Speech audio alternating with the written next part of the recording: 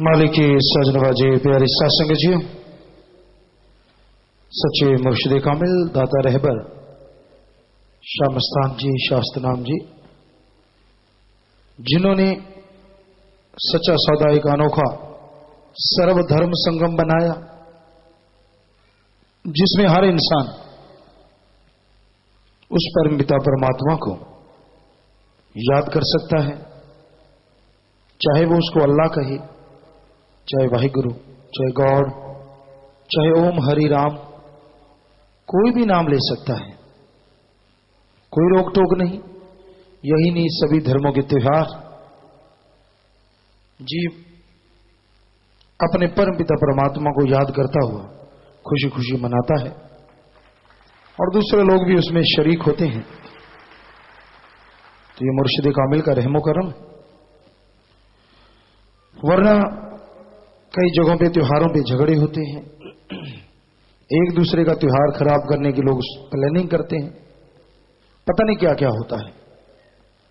तो ये तो मुर्शिद कामिल का परोपकार है, जिन्होंने ये कृपा की कि हर जीव त्योहार को त्योहार की तरह मनाए, खुशी मनाए, और जो अपने में कमियां हैं उनको दूर कर डाले। जब इंसान अपने अंदर की कमियों को दूर करता है तो ही उसे सच्ची खुशियां मिलती हैं। जितने भी त्योहार हैं, इनमें बुराइयां छोड़ने का और अच्छाई भलाई अपनाने का संदेश है कि आप जो भी बुराई देखते हैं, जो भी आपके अंदर बुराई है, उसे निकाल डालो। अगर आपके अंदर कोई बुराई है, बुरे कर्म अगर आप करते हैं, तो मालिक की दया में रहमत नहीं मिलती। उसका रहमो करम हासिल करना है तो सच्चे दिल से तौबा करो, बुराइयां छोड़ दो, राम का नाम जपा करो। तो भाई, कोई भी त्योहार आए, जैसे दीपावली है, तो आप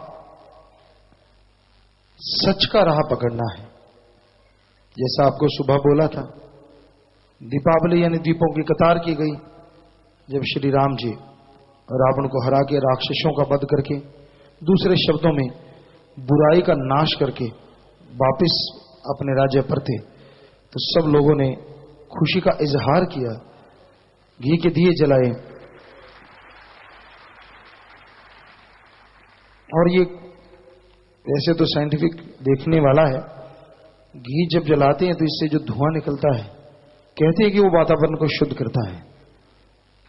तो ये भी एक देखने वाली बात है, क्योंकि पुरातन समय में जो चीजें अपनाई गई थी, उनके फायदे जरूर होते थे, नुकसान नाम मात्र। जैसे लोग पहले बाल रखा करते थे, चाहे हिंदू मुस्लिम सिख ईसाई कोई भी था, बहुत कम कटवाते थे। तो खेती बाड़ी करने वाले भाई जब भी गेहूं गवार कोई भी फसल निकालते थे, तो ये होता था कि खलिहान में तब जाओगे पहले सिर ढकोगे। तो वो कोई पाखंड नहीं था, सीधा सा मतलब था कि अगर सिर में वो उसकी जो बुरादा है गिर गया तो फोड़े फुंसियां हो जाएंगे, काम से रह जाओगे, काम होगा नहीं। तो वो बचाव के लिए था। घरों में दरवाजों पे बच्चा हो जाता, नीम बांधा जाता था, बेटा या बेटी का कोई मतलब नहीं था, ताकि बैक्टीरिया वायरस का माए पत्तियां बिछाई जाती चारपाई पे, ताकि उससे भी बैक्टीरिया वायरस ही रुकते हैं। तो ये जो इस तरह की रीत है, ये घी के दिए जलाए गए, तो इसमें जरूर कुछ ना कुछ ऐसा फायदा होता होगा वातावरण में। लेकिन आज रूप बदल गया है, आप जानते ही हैं क्या क्या होता है। लोग नशा करते हैं, शराब पीते हैं, जुआ खेलते हैं, हरामखोरी करते हैं, बुरे कर्म करते हैं। ये तो रावण के कर्म है, राम जी के नहीं।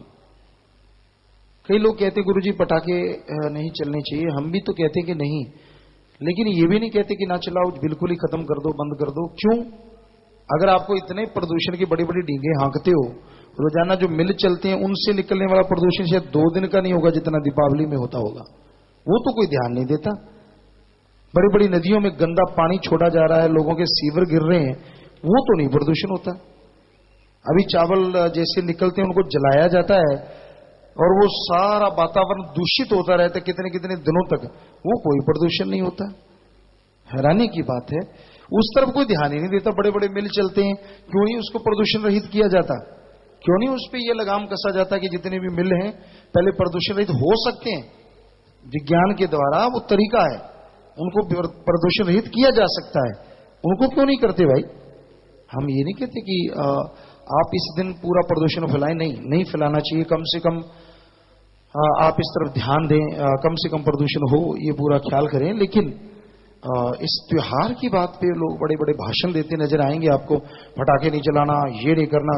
खुद बचपन में पता नहीं क्या क्या कर हटे, और अब बड़े हो गए तो पटाखा नहीं जलाना, कान का पर्दा हिलता है।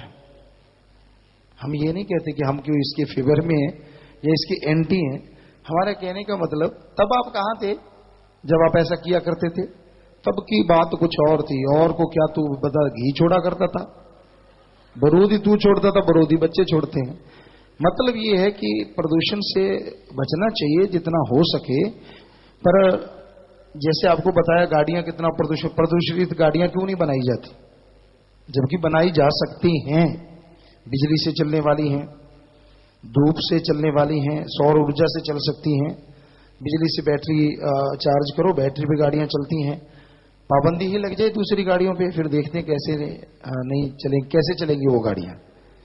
आने वाले टाइम में हो सकता है किसी बड़े शहरों में ऐसा करना पड़े जब वहां के लोग सारे के सारे बीमार होने लग गए। तो इस तरफ तो किसी का ध्यान ही नहीं है जी। वो तो कहते जी रोजमर्रा की जिंदगी है।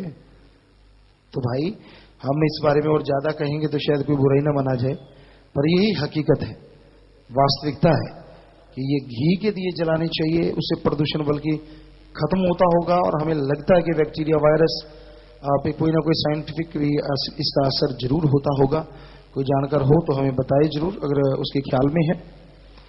तो प्यारे साथ संगतियों, मेलबर्न ऑस्ट्रेलिया से भाई, लंबी चौड़ी बात नहीं होगी। आप पहले से कह के रखा करो, बीच में टोकते रहते भाई जी रुक जा, भाई जी रुक जा, बीच में बिल्कुल नहीं बोलना। पहले से किसी से बात करवानी है एडवांस में उनको बोल के रखा करो जी। हाँ जी बोलिए बेटा, मेलबर्न ऑस्ट्रेलिया से।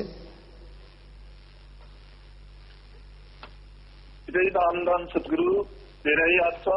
हाँ जी पिताजी, आप जी का बेटा संजीव साहब 15 मेंबर ऑस्ट्रेलिया से बात कर रहा हूँ जी। जी ऑस्ट्रेलिया की सारी सात्संग आप जी को दिवाली बेतवा सामस्ताना जी महाराज के पवित्र जन्म माह और आप जी को नाना बनने की खुशी में करोड़ों अरबों बार बधाई दे रही है जी। दान दान सतगुरु, आपको भी आशीर्वाद बेटा।